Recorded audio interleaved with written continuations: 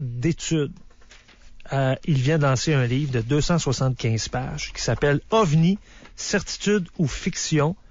Je pense qu'il est tombé dans la marmite comme spécialiste et passionné à partir de 16 ans. Jean Cazot, salut. Salut. À 16 ans, déjà tu t'intéressais aux ovnis. Ça a commencé à 16 ans. Ça a commencé de quelle à 16 façon? ans, ça ne s'est jamais arrêté. C'est une espèce de passion, mais je déteste ce mot-là parce que je l'utilise souvent, je m'en rends compte. Puis passion, ça fait hobby. Une fascination d'abord? Oui, fascination. Parce que passion, je trouve que ça fait hobby. C'est bien plus qu'un hobby. Je prends ça beaucoup plus au sérieux qu'un hobby. T'sais. Qu'est-ce qui s'est passé un certain matin? Ça a été un certain après-midi, en fait. Non, mais ça a été une espèce de révélation où on m'a un peu comme forcé à répondre à une question, à savoir si je croyais à ces choses-là. À 16 ans, là, on s'entend. Et à ce moment-là, j'ai dit oui, sans trop savoir pourquoi, et ça a été chez moi une obligation de répondre à ma propre question. Pourquoi j'ai répondu ça? Et j'ai foncé, et ça ne s'est jamais arrêté parce qu'on n'a jamais répondu à ma foutue question. Et je trouvais ça encore incroyable. Aujourd'hui, on y répond pas? Non, personne, non, c'est ça. C'est un peu comme le petit Jésus, là. Mais ça, c'est comme un acte de foi de croire aux ovnis un peu. C'est-à-dire que c'est un acte de foi si on s'arrête uniquement aux mots. Si je te dis ovni, ah oui, j'y crois, ça vaut pas plus cher que si tu me dis j'y crois pas. En d'autres termes, ça, j'en ai rien à cirer finalement des opinions, tu sais, pour ou contre que les gens peuvent avoir. Je dis pas ça pour blesser. Mais non, aucunement. Je suis ici. Mais parce que c'est drôle parce que je disais que je m'en allais, mais je crois à une vie extraterrestre. Oui, non, c'est correct, ça tu peux. Oui, non, c'est sûr. Il taquine parce qu'il avait très hâte de t'avoir en studio. Oui, non, ce que je veux dire, c'est que le phénomène ovni qu'il faut distinguer de la vie extraterrestre, parce que ça, c'est deux dossiers différents. On est beaucoup plus près de découvrir qu'il y a de la vie à l'extérieur qu'on est près de découvrir qu'ils sont ici. Cette histoire-là, moi, je l'ai vécue sur le terrain. Alors, c'est pas une affaire de foi, c'est juste ça que je voulais dire. C'est pas de la foi. J'ai travaillé avec des témoins, je les ai rencontrés. Je les ai pas rencontrés comme je te rencontre là. Je me suis assis chez eux dans leur cuisine pendant des heures, et je suis revenu le lendemain, puis des semaines et des mois. Tu voulais te faire confirmer que c'était pas de la folie, c'est ça? C'est-à-dire que je voulais déterminer la nature de leur observation, puis ensuite en faire l'analyse, mais il me fallait toutes les données. Je voulais pas passer pour un fou. Ça a pas marché, mais je m'assume. Mais il en demeure pas moins que je me suis retrouvé avec un complément d'informations extrêmement développé qui me permettent d'écrire des bouquins là-dessus et de les défendre. Mais comment aujourd'hui on réussit, puis je dis aujourd'hui, là, même quand t'avais 16 ans, à démêler le vrai du faux? Moi, je me rappelle quand j'étais jeune, j'avais Richard Glenn à TV qui me disait il y a des intraterrestres qui vivent dedans la Terre, puis il nous les présentait à TV, puis boy, ça va l'air de quelqu'un dans une marionnette, là. Je te dirais, Marie, qu'au Québec, on a connu moi, je fais de l'ufologie. Ça vient de Unidentified Flying Object. Ufologie, on l'a pas traduit. Et je fais de l'ufologie. L'ufologie a souffert énormément de l'arrivée sur le marché de certaines personnes.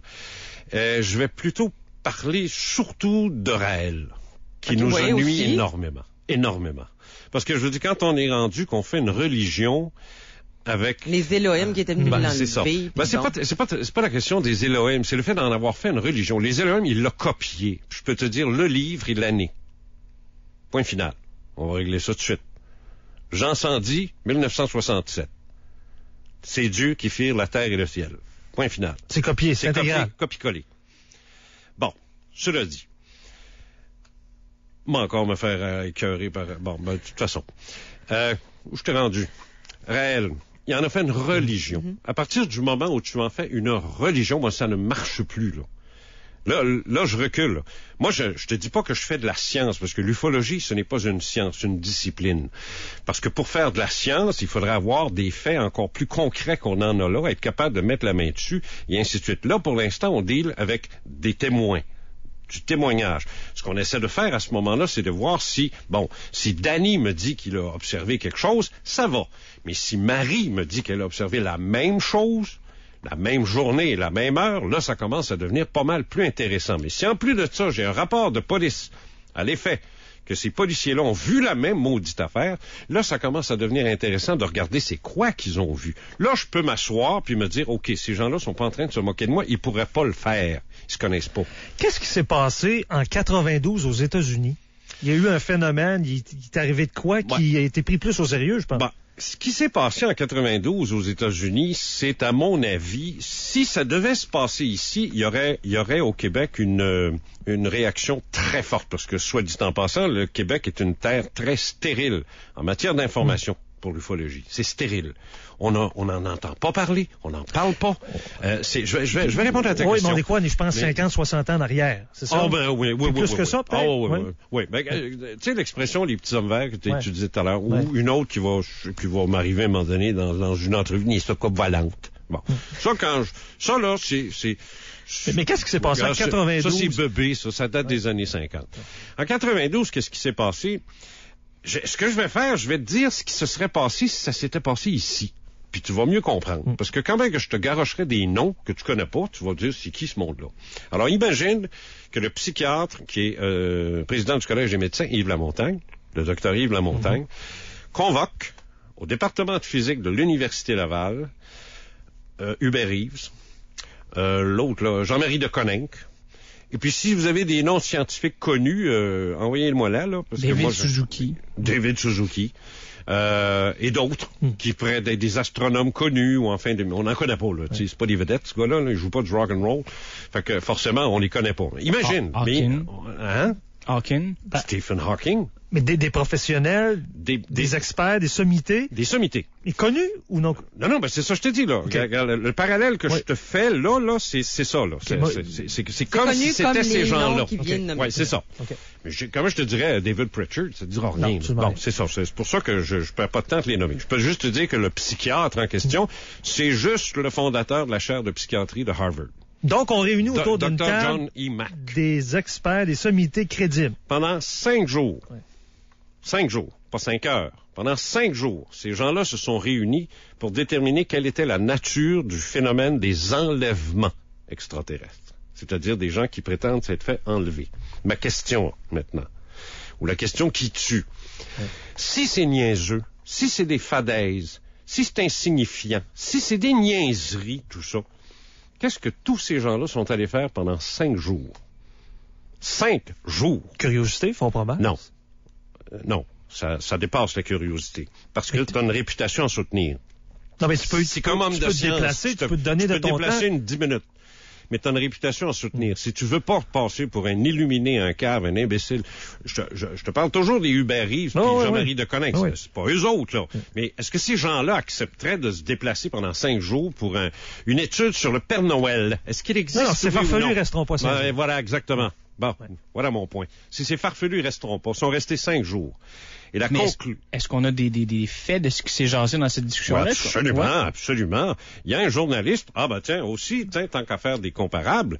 Alors, imagine maintenant que tout ça a été couvert par plusieurs journalistes, dont un qui aurait fait un livre sur tout ça, puis appelons-le Charles Tisser, de l'émission Découverte. Aux États-Unis, il s'appelait C.D.B. Bryan, parce que c'est un journaliste un peu comme Tisser, axé sur la science et ces domaines-là. Son émission Découverte. Alors, ce gars-là, C.D.B. Bryan, a effectivement écrit un bouquin de 600 pages et qui résume l'ensemble de la tenue de cette rencontre-là. Et c'est fabuleux parce que le gars, moi, ce que j'ai aimé et ce que je mets dans mon propre livre parce que j'y accorde une place importante à ce monsieur-là parce que son bouquin, malheureusement, n'a pas été traduit. Ce que ce gars-là a dit, c'est pas compliqué. Il dit, moi, quand je suis rentré là, je me suis dit, ils ont besoin d'être solides. Parce que, jusqu'à preuve du contraire, moi, ça n'existe pas. Et quand il est ressorti, il a dit, là, jusqu'à preuve du contraire, il va falloir qu'on me démontre que ça n'existe pas. Ben, Jean Cazot, qu'est-ce qui en ressort de ce document-là? Ce document-là, je sais pas où il est, le document. Il est dans les librairies, il est dans les bibliothèques, puis il est perdu, puis il est oublié, comme tous les autres, comme mes propres ouvrages, comme tout ce qui est question de ce phénomène-là. C'est mis de côté. Y a-t-il un modus operandi? Si on reste là pendant 5 jours, c'est qu'ils croient aux enlèvements. Ben, c'est-à-dire que je vais même te dire, il y avait C. Dondery, qui était un professeur de psychologie à l'Université McGill, qui était là.